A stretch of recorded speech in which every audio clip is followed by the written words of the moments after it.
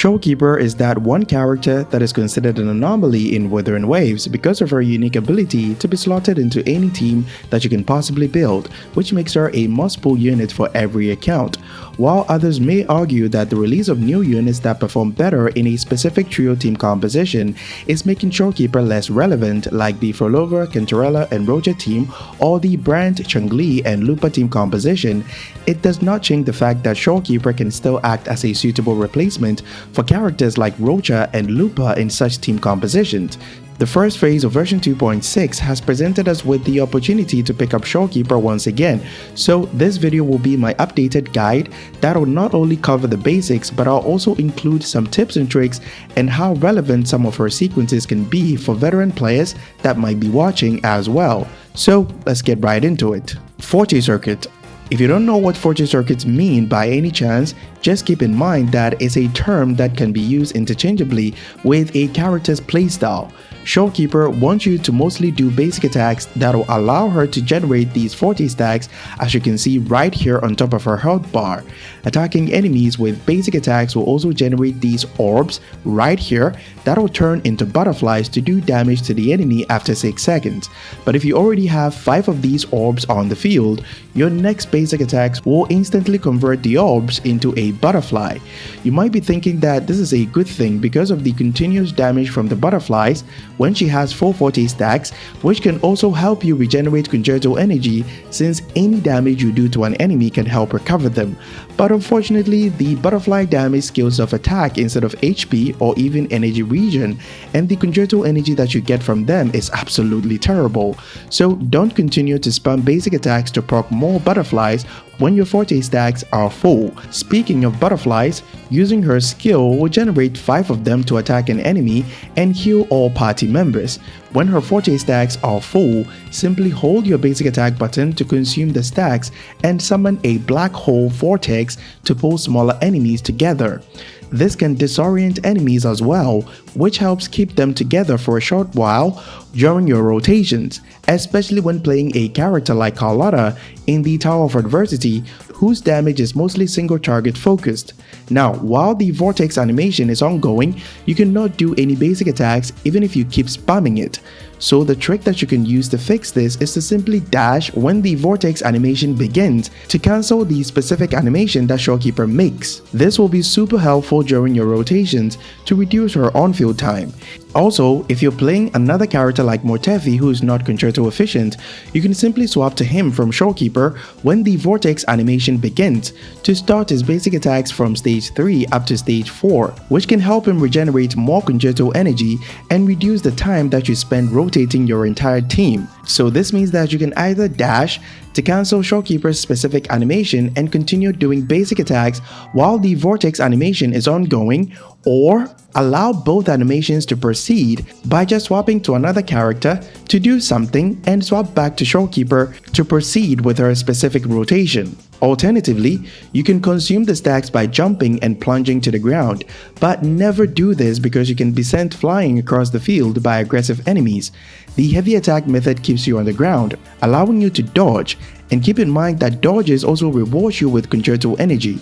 Another issue that you'll encounter when playing Shorekeeper is that all the methods of consuming the forte stacks regenerate a very small amount of concerto energy, as you can see right here from the information in her forte circuit. But there are other ways to fix her concerto energy problems and make her outro or leave the field more quickly, which will be explained very shortly, but for now let's cover her resonance liberation.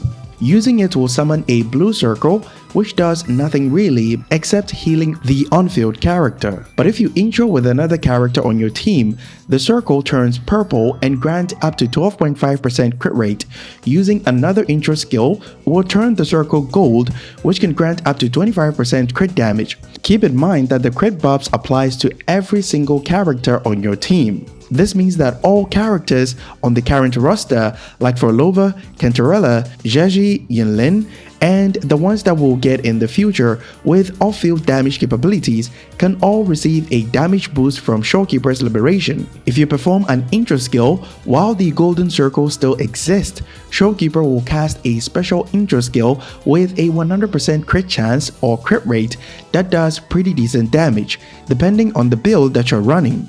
This special intro skill provides double the amount of concerto energy that the normal intro skill can provide, so it's always recommended not to spend too much time than necessary on your DPS characters so that the circle's duration does not expire. Her buffing capabilities does not stop there. She has an outro skill that provides 15% all-type damage amplification, and this works just like the crit buffs from her liberation, so it does not just apply to the active character on the field.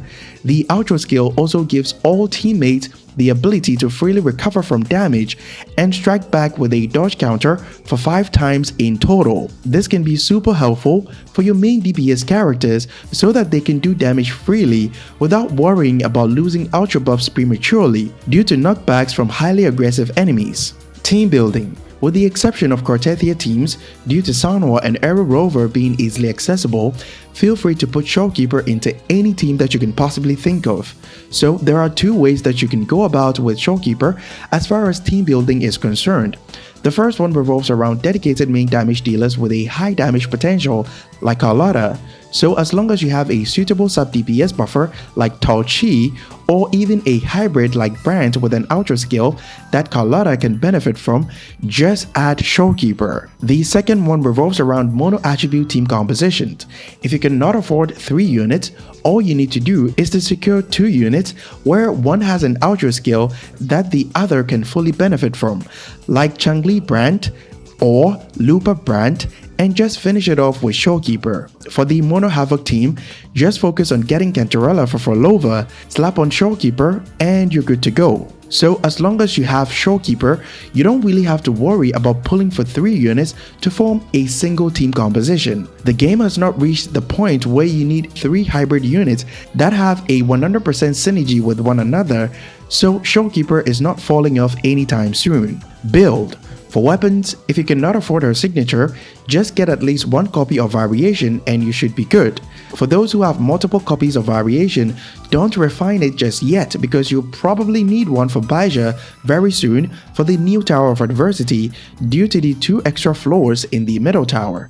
But if you still have copies lying around, after giving at least rank 1 to Verena and Baija, prioritize getting at least rank 2 for Shorekeeper, which can give you an extra 10 concerto energy.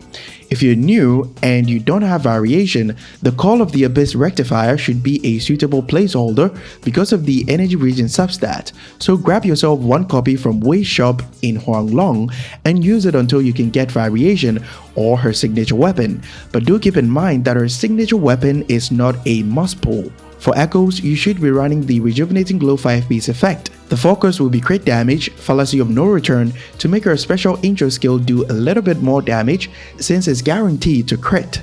The 3 costs that you can run will depend on the weapon that you're running or how much resources you're willing to burn to get energy regen on every piece of her echoes. She needs 250% energy regen to grant you all the 12.5% crit rate and 25% crit damage from her liberation, but her self-gravitation passive and Fallacy of No Return reduces that to 230%. Since everyone starts off at a 100% energy regen, that means you need 130% to come from her weapon and echoes. So for those running her signature weapon, which gives you 77% energy regen, you should be running an energy regen and a spectral damage bonus 3 cost, which can make the special intro hits much harder. This will give you 109% energy regen, so you only need to get the remaining 21% from your echo substat, which should be easy to do. But for those running Variation or Call of the Abyss, running energy regen and spectral damage bonus can be very difficult because you have to rely on substats to get 46% energy regen, and I don't recommend that you burn resources to achieve this because it's better spent on your main DPS characters or hybrid.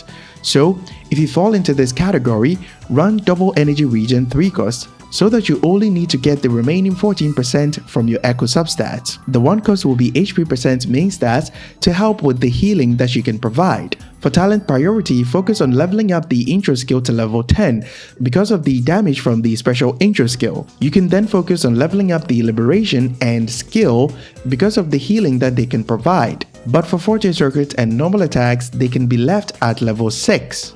Rotations.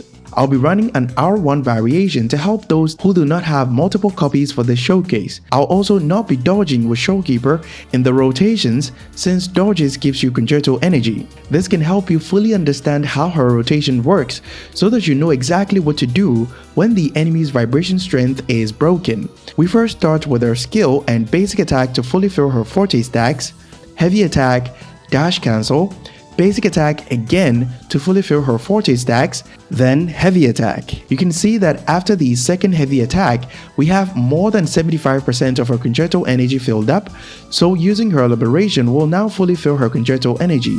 Echo skill and intro with the next character. Build up concerto energy as usual, and perform an intro skill with the third member of your team. This will usually be the main damage dealer in your team. Finish doing damage with the third member, and once that's done, intro with Shorekeeper while the liberation circle is still active, and she'll cast the special intro skill. This is where your subsequent rotations changes slightly. After the intro skill, use her skill and basic attack to fully fill her forte stacks.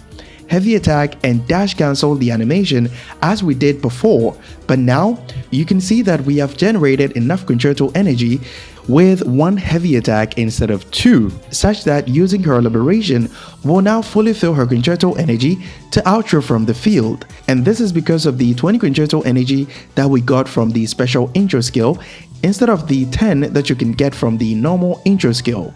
So if you want to shorten Shorekeeper's field time, always make sure to nail the special intro skill. Sequences. Keep in mind that Shorekeeper does not depend on sequences to fix anything wrong with her kit design, but if you're a low spender or free to play, target S2. As I mentioned in the team building section, Shorekeeper reduces the need to form the recommended teams with the highest damage output, which can save you pulls. So, S2 can help keep up with enemies getting more tanky in endgame content with your non-best-in-slot team compositions for dedicated main damage dealers and hybrids. But don't rush to get it if you can barely afford it, because S0 Shorekeeper should work just fine. Consider it a long-term plan to help future-proof your account. For those that can afford to get every single character and their signature weapons, S2 is a bit overkill in my opinion, so you don't really need it. But it can certainly help make harder endgame content like holograms much easier, so feel free to get it if you really need it. That'll be all for my updated guide on Shorekeeper. Be sure to leave a like and subscribe to help support the channel, because it's free and can always change your mind. Our Discord link will be in the pinned comment if you're having any issues with the game or you just want a place to chill or hang out. Catch you guys in the next one. Bye bye.